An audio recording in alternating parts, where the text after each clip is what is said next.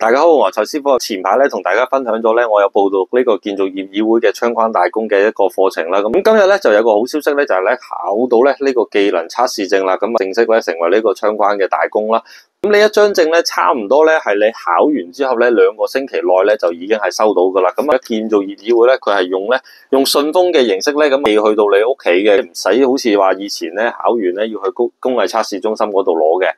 除咗寄嗰張大工合格證之外咧，而家咧仲會咧寄埋一個咧評分表嘅，咁即係俾你了解翻你自己考試過程有啲咩問題啦。絕大部分都好似我上一條影片咁講，其實最難咧係用木尖攞平水嘅。咁一個課程嘅要求咧就係你考完呢張大工證之後咧，咁要再跟分翻自己嘅工人註冊證，咁正式成為一個大工先，要影翻相交翻去咧培訓機構嗰度嘅。